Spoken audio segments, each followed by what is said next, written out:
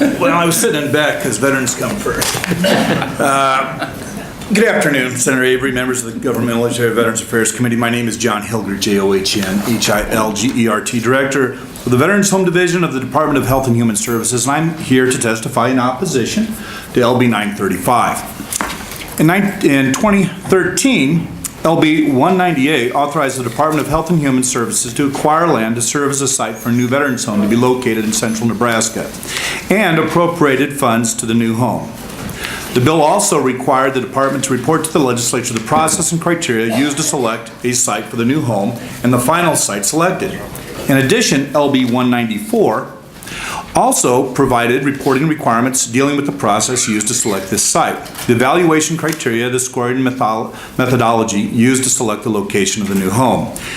We are grateful to the Nebraska legislature for this direction and support in developing a new veterans home.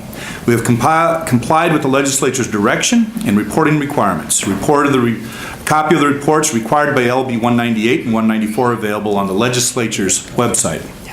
From the very beginning, this was about meeting the needs of Nebraska veterans. The goal was to build a new facility in central Nebraska that essentially will do two things. One, meet the current building codes and standards, including life safety and ADA. And two, be designed to meet the current best practices established by the United States Department of Veterans Affairs for community living centers, which places an emphasis on private rooms for privacy and dignity of the veteran. As you're aware from previous testimony, we did not set out to change the location of the current veterans home. As state officials, however, we have a responsibility to be available to members of the public, including local officials, to discuss state business. And Kearney approached us with interest. We believed the only way to move forward would be through an open and competitive process. On March 25th, 2013, the mayors of Grand Line, as you heard, Hastings, Holdrege, Kearney, Lexington, and North Platte signed a letter in support of the funding for the construction of a new veterans home. The letter also stated that cities within the coalition are prepared to compete and provide local incentives to ensure the completion of the facility. A site selection committee was created, and together with the expertise of 5 state agencies, the Department of Administrative Services, who's responsible for state buildings and property, the Department of Labor, the Department of Economic Development, the Department of Veterans Affairs, and the Department of Health and Human Services, Division of Veterans Homes. The representatives of the agencies, as you heard, was Carlos Castile, Kathy Lang, and myself. The Department of Administrative Services developed a Central Nebraska Veterans Home website, www.cnvh.nebraska.gov, that included all the information specific to this project in an effort to be open and transparent. Once the formal process was started, all questions from the interested parties were directed to the Department of Administrative Services, the state agency responsible for managing bidding processes. The formal process began on April 29th, when the request for statement and offers, RISIO, was issued. It was followed by a pre-offer meeting on Friday, May 10th in Lincoln. A presentation was given at that time that included information about the background of the veterans home, the needs assessment, the federal state home construction grant program, and the USDVA process. An anticipated federal timeline, the site selection information, including geographic parameters, the USDVA requirements, and the site selection process and criteria that would be used. The PowerPoint presentation was then posted on the CNVH website, so it could be accessed by anyone and at any time. The site selection criteria and scoring methodology shared at that May 10th meeting had 9 primary categories, all with subcategory elements. Among the 9 categories were physical factors, utilities, infrastructure, cultural factors, environmental factors, community services, regulatory factors, workforce factors, community support factors, and program enhancements.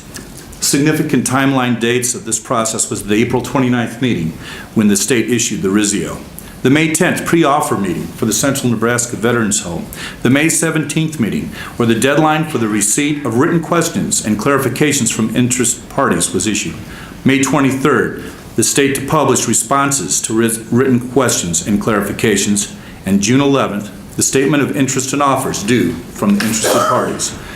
And then finally, June 13 and 14, site visits by the Site Selection Committee. On July 12th, Governor Heineman announced that while the 4 outstanding communities submitted outstanding proposals, Kearney was chosen as the site of the new home.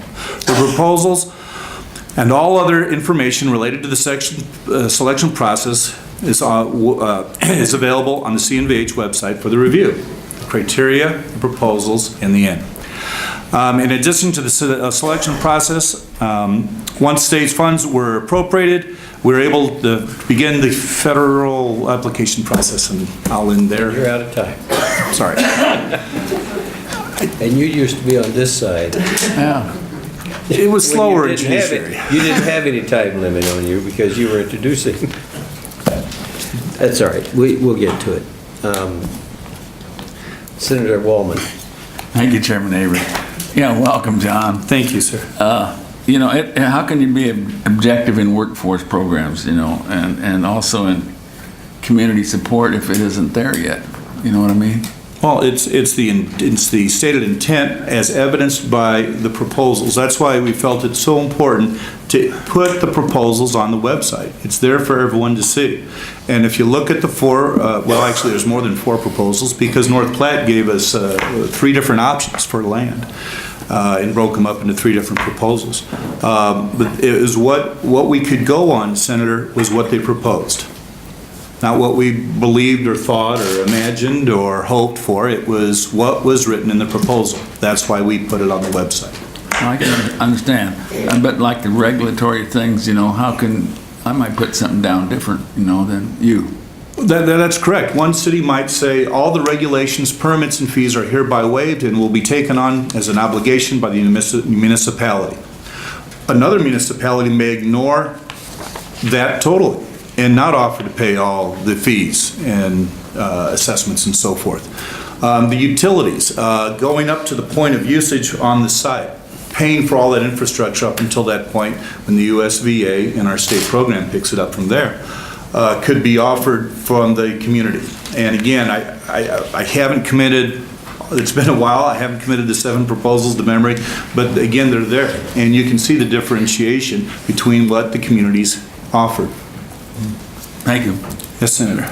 Let me ask you about your opinion concerning the appropriateness of the legislature getting involved. That's really a big part of this bill.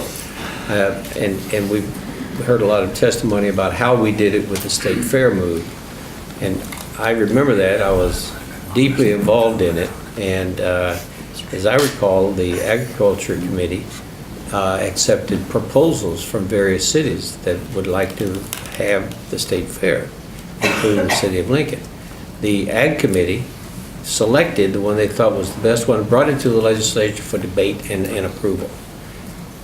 This is not all that different from what is being proposed in this bill. You don't have to answer this, but do you have an opinion on that? Well, certainly, sir. As you know and recognized, I used to have the honor of serving the people of Nebraska as an elected representative in their legislature. And LR 241, which I believe I introduced in the 2000 legislative session, maybe 2001, called for the program, for the study for the program statement for the replacement of the Thomas Fitzgerald Veterans Home.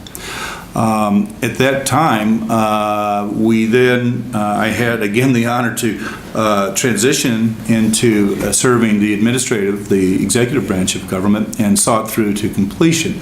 One of many people that did great things to get that home moved. We did not come back to the legislature for approval when we decided to move it from western Douglas County to eastern Sarpy County. So there's another example that something else happened. And so that would be my comment on that process. And it worked. And Mr. Fickinger certainly was accurate to talk about the need to be very, very careful when you make the transfer. And that process was, I believe, done well, as Mr. Holloway said.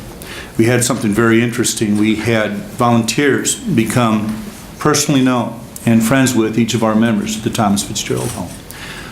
Who they were, talked to them, met with them, talked about their belongings, talked about how their room was set up.